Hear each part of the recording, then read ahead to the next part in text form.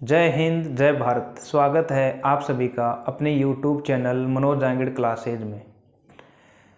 अध्याय number 4 NCERT भू कक्षा 10 विज्ञान का हमारा जो चैप्टर चल रहा था उसका हमने पहले एक भाग देख लिया था, भाग नंबर 1 देख लिया था, जिसके अंदर हमने कार्बन का इलेक्ट्रॉनिक विन्यास और सहसंयोजी आबंध देख लिए थे। आज हम इस वीडियो में देखेंगे कि इस कार्बन के आगे वाला जो भाग टॉपिक है वो हम देखेंगे कि हाइड्रोकार्बन यौगिक क्या होते हैं और जो कार्बन के गुण हैं वो क्या क्या होते हैं। जय हिंद जय भारत। स्वागत है आप सभी का अपने YouTube channel Manoj Jangad classes में। अध्याय नंबर 4 कक्षा 10 NCERT बुक विज्ञान का हमारा जो चैप्टर चल रहा था उसका हमने भाग 1 देख लिया था, जिसके अंदर हमने कार्बन का इलेक्ट्रॉनिक विन्यास, कार्बन जो है वो उत्कृष्ट गैसों जैसे विन्यास कैसे प्राप्त करता है ये देख लिया था। अब हम देखेंगे इसके अंदर कि जो कार्बन है उसके क्या क्या गुण होते हैं। देखो, कार्बन का जो पहला गुण होता है वो है हमारे पास इसका जो आकार होता है वो बहुत छोटा होता है। कार्बन का आकार बहुत छोटा होता है और जब छोटा होता है तो इसका मतलब है इसके जो अन्य परमाणु इसके पास आएंगे उनके पास जो इन दोनों में जो मध्य बंध बनेगा वह मजबूत बंध बनता है। अर्थात छोटा आकार होने के कारण ये अन्य परमाणुओं के साथ मजबूती से जुड़ जाता है। ये है इसका पहला गुण। वही अगर हम बात करें इसका जो सेकंड गुण है वो है श्रृंखलन का गुण। श्रृंखलन का मतलब क्या हो गया कि श्रृंखला का निर्माण करना। ये जो कार्बन है वो अपने समान जैसे मान लो परमाणु को जोड़ते चला जाता है और एक लंबी श्रृंखला का निर्माण कर लेता है। इस गुण को श्रृंखलन कहा जाता है। जैसे अगर हम बात करें ये एक कार्बन है हमारे पास और अगर एक कार्बन के पास अगर दूसरा कार्बन आ गया तो ये इससे जुड़ जाएगा, इसी के पास अगर एक और कार्बन आ गया तो ये इससे जुड़ जाएगा और इस तरीके से जुड़ता चला जाएगा आगे तक और इस तरीके से ये एक लंबी श्रृंखला का निर्माण कर लेगा और इस गुण को हम श्रृंखलन का गुण भी कहते हैं। अगला गुण है चतुर संयोजकता। इसका मतलब है कि कार्बन की जो संयोजकता होती है वो 4 होती है। अर्थात कार्बन जो है कार्बन के मध्य मतलब 4 बंध पाए जाएंगे और जो कार्बन है वो अन्य परमाणुओं के साथ जुड़ सकता है 4 अन्य परमाणुओं के साथ। अगर हम बात करें ये कार्बन है, अगर इसके 4 संयोजकता का मतलब हो गया कि ये अपने पास 4 परमाणुओं को जोड़ सकता है। अगर हम बात करें जैसे ये हाइड्रोजन है, ये हाइड्रोजन और ये हाइड्रोजन और ये हाइड्रोजन, तो इसकी जो संयोजकता है वो हो गई 4, यानी कि 4 बॉन्ड आएंगे इसके अंदर। वही अगर हम बात करें कार्बन क्लोरीन के साथ जुड़ेगा तो ये Cl जुड़ जाएगा, इधर Cl और यहाँ पर भी Cl। तो इसका मतलब है 4 परमाणु आकर जुड़ गए। तो कार्बन की जो संयोजकता होती है वो चतुर संयोजकता होती है, मतलब 4 संयोजकता होती है। ये थे हमारे पास कार्बन के गुण। अब हम देखते हैं कि हाइड्रोकार्बन क्या होते हैं।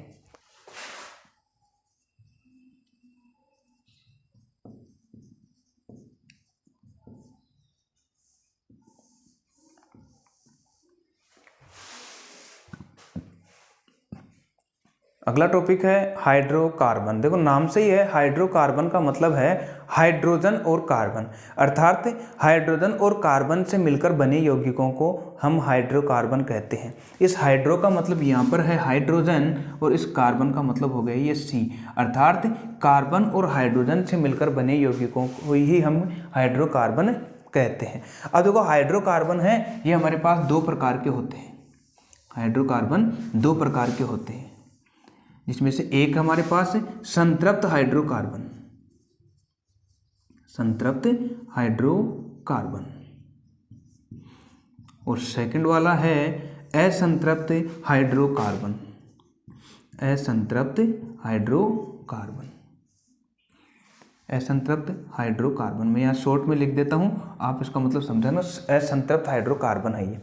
देखो संतृप्त हाइड्रोकार्बन क्या होते हैं? ऐसे हाइड्रोकार्बन जिनके मध्य कार्बन परमाणुओं के मध्य केवल सिंगल बॉन्ड पाया जाता है, मतलब एकल बंध पाया जाता है, उसको हम संतृप्त हाइड्रोकार्बन कहते हैं। अगर हमारे पास एक कार्बन है और ये एक कार्बन है, अगर इसके मध्य में सिर्फ हमारे पास एक बंध पाया जाएगा, इसी को हम कहते हैं संतृप्त हाइड्रोकार्बन।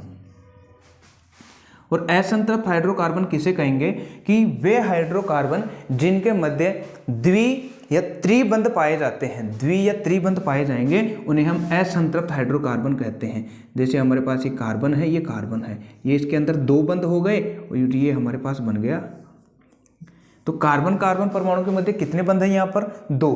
तो इसको हम कहेंगे असंतृप्त हाइड्रोकार्बन। हो सकता है 2 ना आए, अगर हमारे पास 3 आ जाए, 3 आ गया तो 3 को भी हम असंतृप्त हाइड्रोकार्बन कहेंगे। लेकिन अगर एक ही होगा कार्बन कार्बन परमाणु के मध्य, एक ही बंध होगा, ये सिंगल बॉन्ड होगा, उसको हम संतृप्त हाइड्रोकार्बन बोलेंगे। और अगर इसमें डबल या ट्रिपल बॉन्ड आ गए तो उसको हम कहेंगे असंतृप्त हाइड्रोकार्बन। अच्छा, यहाँ पर देखो तो सिंगल सिंगल इसमें अगर हमारे पास बंध है कार्बन कार्बन परमाणु के मध्य, तो इसको हम कहते हैं एल्केन। इस श्रेणी का नाम है एल्केन। एल्केन श्रेणी भी कहा जाता है। जब सिंगल बॉन्ड होगा तो ऐसी श्रेणी को हम कहेंगे एल्केन श्रेणी। अच्छा, डबल बॉन्ड होगा तो इसका हो गया एल्कीन। डबल वाले को बोलेंगे एल्कीन। और हमारे पास इसमें त्रिबंध है, उसको हम कहेंगे ये है एल्काइन श्रेणी के सदस्य हैं, एल्काइन। अच्छा, ये एल्केन, एल्किन और एल्काइन क्या है, अभी हम थोड़ी देर बाद में इसका डिस्कस करेंगे, तब तक आप इसको आगे देखते रहिए।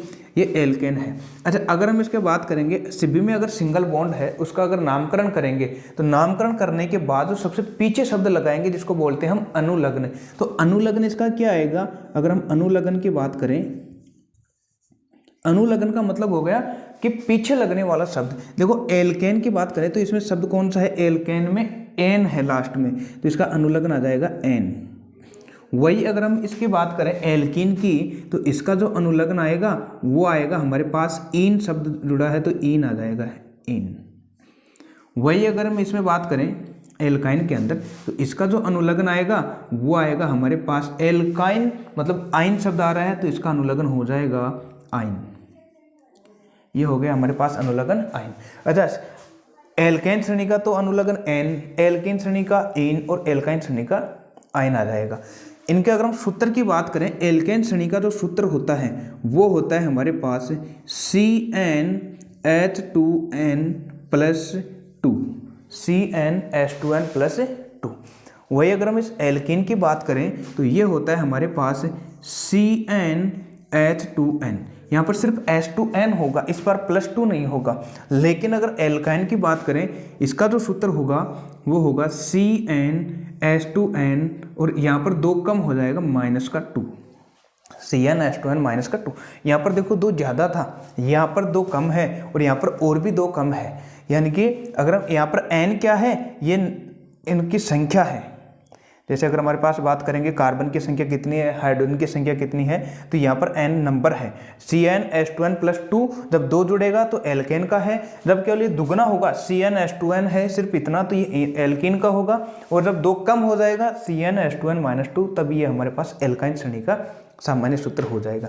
अच्छा, अगर इसका हम अब देखो बनाएं एल्केन श्रेणी के सदस्य, अगर हम यहाँ पर n बराबर 1 रखेंगे, यानी कि जहाँ जहाँ n है वहाँ पर 1 रखेंगे। अगर इसकी बात करें एल्केन की, n बराबर हम जैसे 1 रखेंगे तो यहाँ पर तो हो जाएगा Cn की जगह 1, H2n की जगह 1 और ये हो गया +2।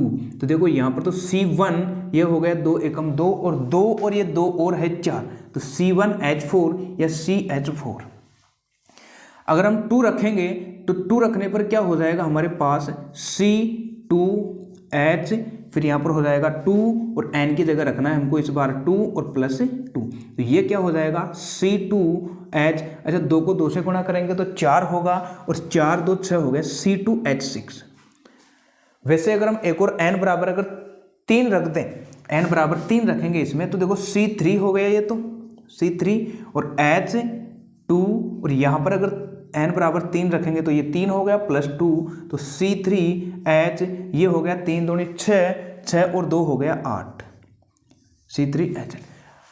अगर हम इसको ध्यान से देखें, हमारे पास जो ये सूत्र बन रहे हैं तो इसमें जो हाइड्रोजन की संख्या है वो कार्बन की संख्या के 2 गुने से 2 ज़्यादा है। यहाँ पर अगर हम देखें कार्बन की संख्या 2 है तो इसका 2 गुना तो कितना हो गया 4, और 4 से 2 ज़्यादा 6, तो ये किसका हो गया एल्केन का। इसमें भी अगर हम देखें कार्बन की संख्या 3 है और हाइड्रोजन की 8 है, इसका मतलब हाइड्रोजन की संख्या कितनी है, कार्बन की संख्या से 2 गुने से 2 ज़्यादा।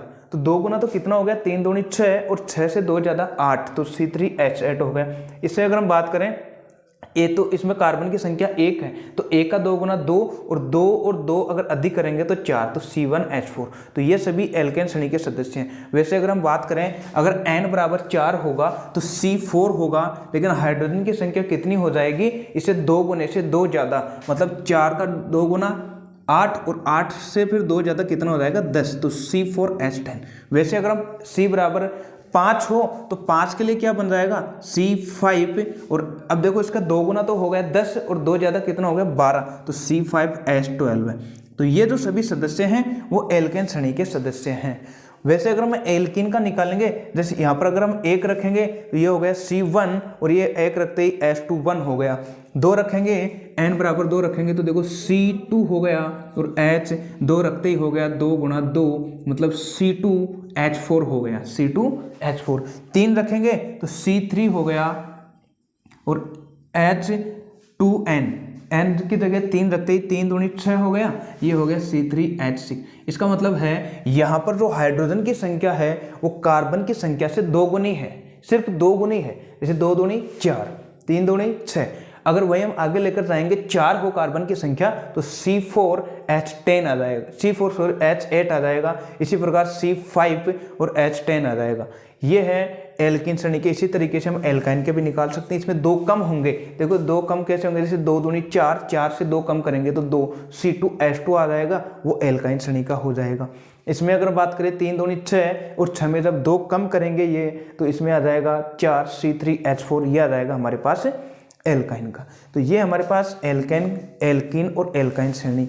अच्छा, एल्कीन और एल्काइन को हम असंतृप्त हाइड्रोकार्बन कहेंगे, लेकिन जो हमारे पास एल्केन श्रेणी है उसको संतृप्त हाइड्रोकार्बन कहेंगे। और संतृप्त हाइड्रोकार्बन का मतलब है केवल कार्बन कार्बन के मध्य सिंगल बॉन्ड पाया जाएगा, और असंतृप्त मतलब कार्बन कार्बन के मध्य डबल या ट्रिपल बॉन्ड पाया जाएगा।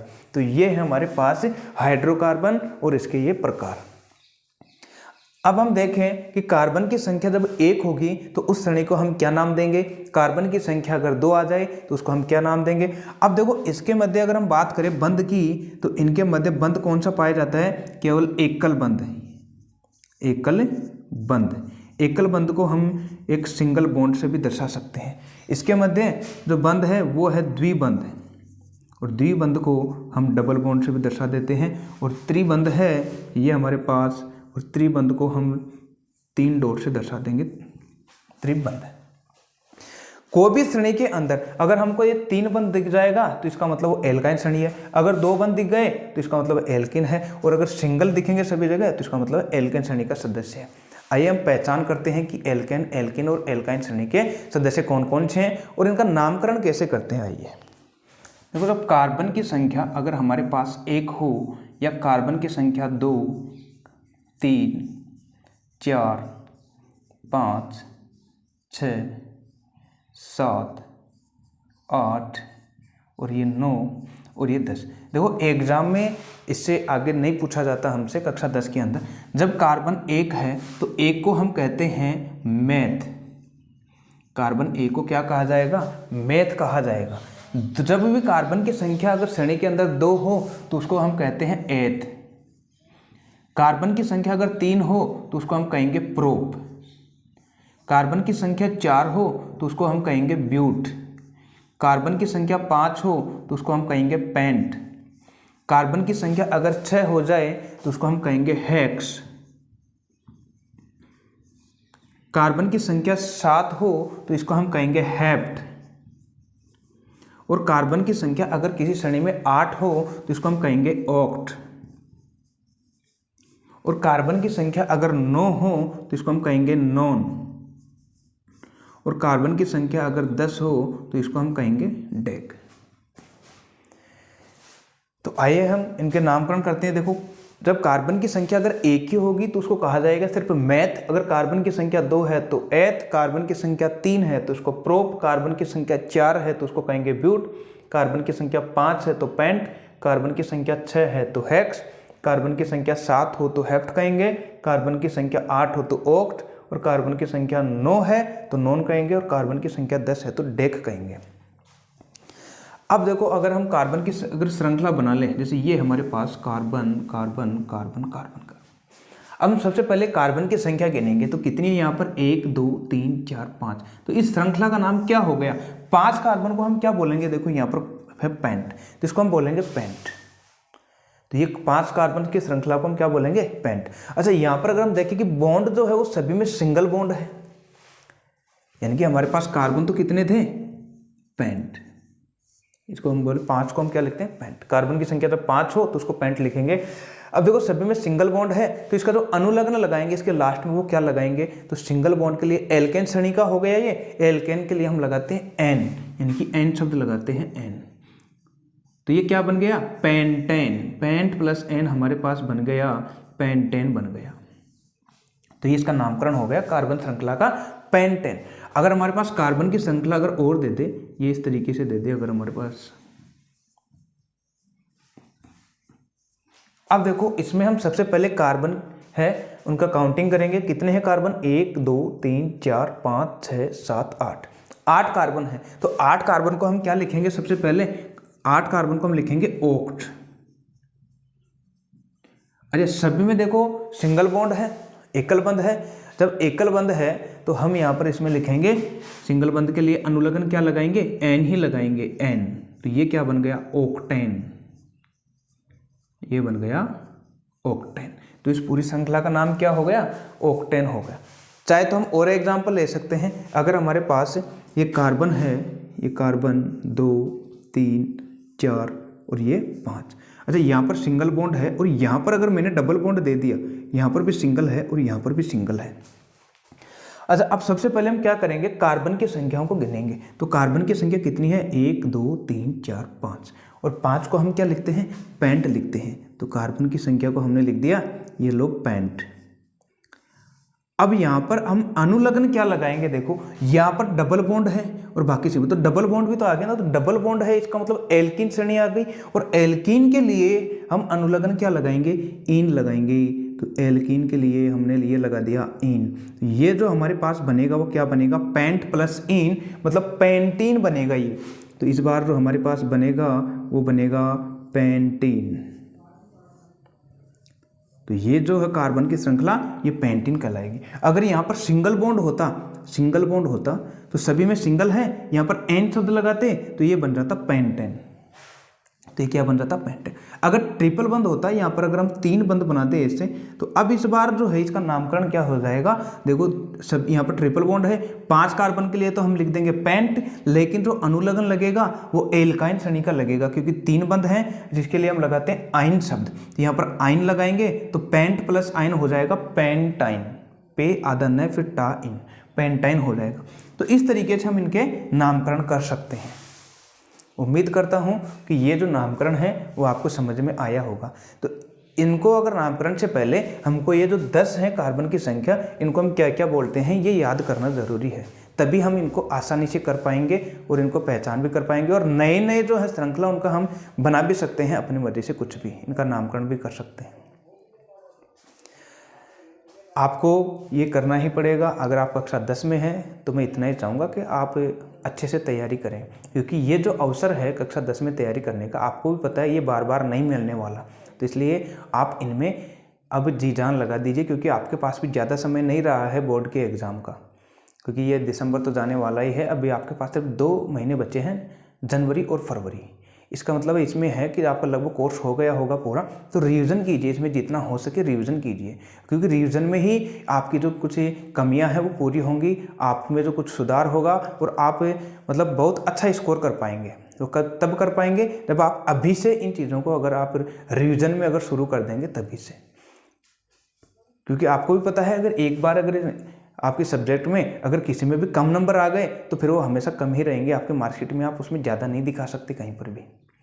तो इसलिए अभी से अपना टाइम टेबल बना लें और आप खुद तय कर लीजिए आपको कौन सी सब्जेक्ट कितनी देर पढ़नी है, कितनी देर बाहर जाना है, खेलना है, कितनी देर कुछ भी करना हो, कितनी देर सोना है, ये अपना टाइम टेबल बना लीजिए और आप बहुत आगे तक जाओगे। देखो अगर आपको वाकई में अगर आपको अच्छी परसेंटेज बनानी है या फिर अच्छे नंबर्स लाने हैं तो सोचने से कुछ नहीं होगा, क्योंकि सोचते तो देखो बहुत सारे लोग हैं, लेकिन उन तक पहुंचना एक अलग बात है। अब सोच तो सभी लेते हैं, हाँ हम ऐसा कर लेंगे, हम ऐसा कर लेंगे। देखो सोचना, लेकिन उस नियम को फॉलो करना ये बहुत अलग बात है। जो उनमें फॉलो करते हैं उनमें भी आपने देखे होंगे, जैसे आज हम सोच लेते हैं कि हम ये जाकर ये आगे कुछ ये काम करेंगे, लेकिन बाद में होता कुछ है नहीं। क्योंकि समुद्र की गहराई हमको तब तक पता नहीं चलती जब तक हम समुद्र में खुद उतर नहीं जाते। अगर आपको समुद्र पार करना है तो इसमें आपको उतरना ही पड़ेगा। इसी तरीके से अगर आपको अच्छे नंबर हासिल करने हैं तो आपको मेहनत करनी ही पड़ेगी।